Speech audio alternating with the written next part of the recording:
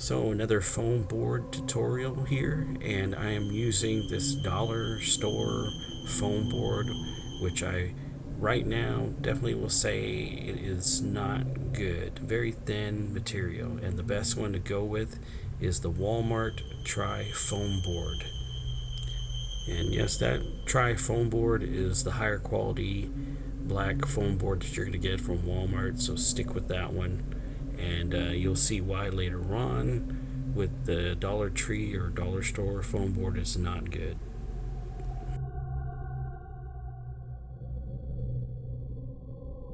Nice and slow was to ensure that I had some straight lines coming off of the outline that I had put on the foam board. And I just want to make sure I was just being very careful with this blade that I was using. And you will see that I'll go over the handles a couple of times. I'll go over the cutout for the machete a couple of times. And then finally we'll get down to where I will flip the blade around, use the sharp edge that's on there, so that it'll allow me to get a more deeper cut in cutting the entire machete all the way out.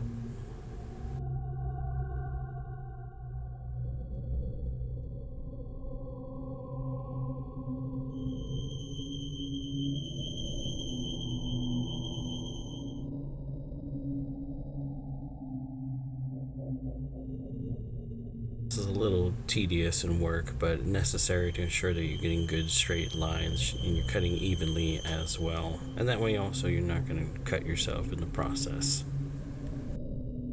So in a way, this was a test build as well. I just wanted to see how well this foam board would perform with just even basic normal handles here that I'll be making on this machete.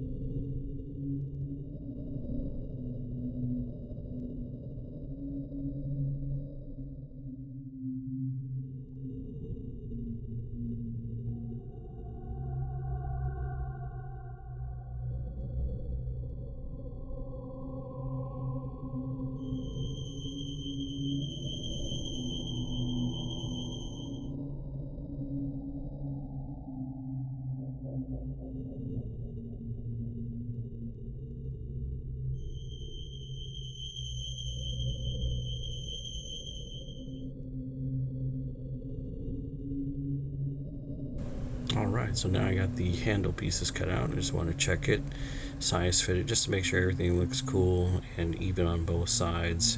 Now I'm just going to go ahead and trim the corners off here. This part is not really recommended, but for me, I'm just used to using the blades this way, straight out of the pack. And I use it in order, in fact, when I'm taking the time to clean the edges and then put an edge on the blade as well. And it's just really slight, subtle trimming of each corner. But just be careful because, yes, that razor blade is very sharp, so you don't want to cut yourself. Plus, also, I couldn't find the case that comes with it, but I did find it later on, and I think it's better if you use it with the case handle that it comes with.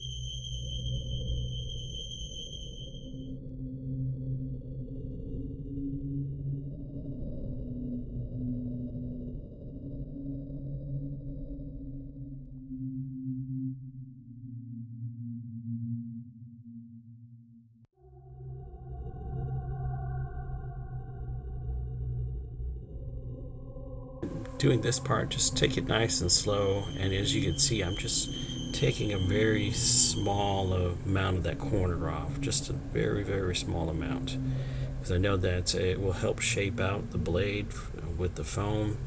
The only thing is to think about is if you put too much paint on the end of that, it will eat up that foam. So kind of expect that depending on what kind of edge you want. And for me, I wanted an edge that's kind of jagged and uneven, so it looks like it went through some heavy use, and that was the whole purpose of that.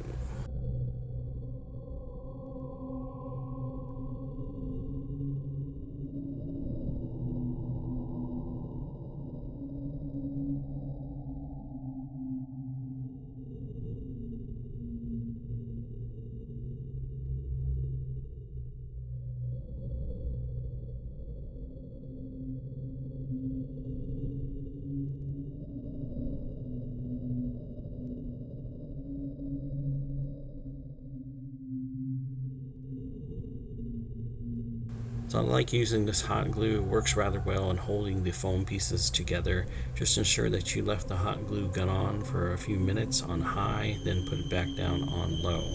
This will give you enough hot glue to ensure that your foam pieces will stick, and you're able to adjust them a little bit to ensure that they're fully straight. And plus, I like using that hot glue also to fill in the gaps on certain pieces that I'm making.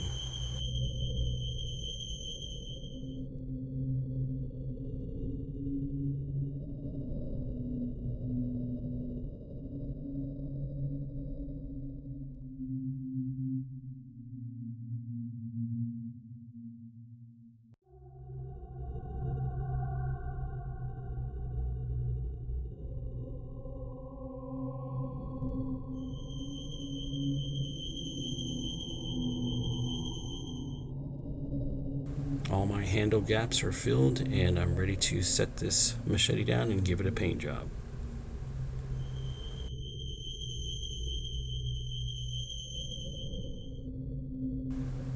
As you can see, these are the spray paints that I have on hand, and I will use them for this machete.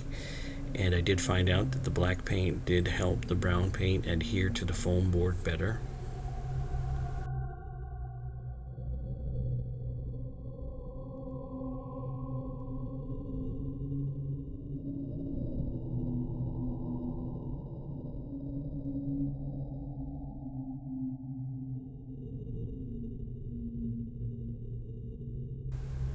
Here you can see that I'm covering the edges of the blade, but I am going to suggest not to do that, to leave it white as it is, or if it's black, just leave it black if it's the black foam board. This way you're not putting too much spray paint where it's going to eat away at the foam board itself.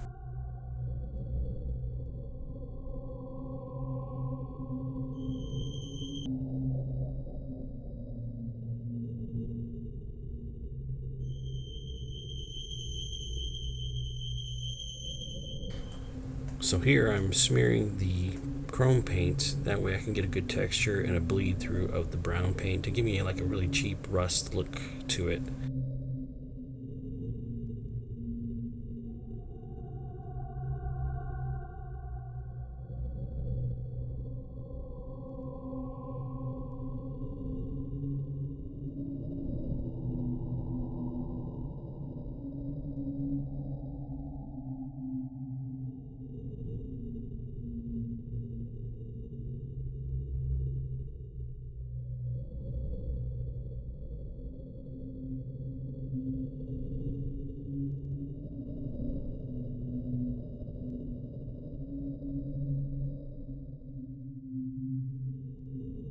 Doing blood spatter, you got to get a feel for it depending on how much blood spatter you want on your object.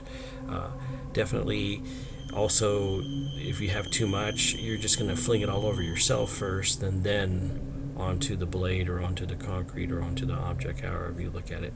So start off small, get a feel for that, and then you'll understand how much more you're going to need to put in the cap before you fling it onto the blade.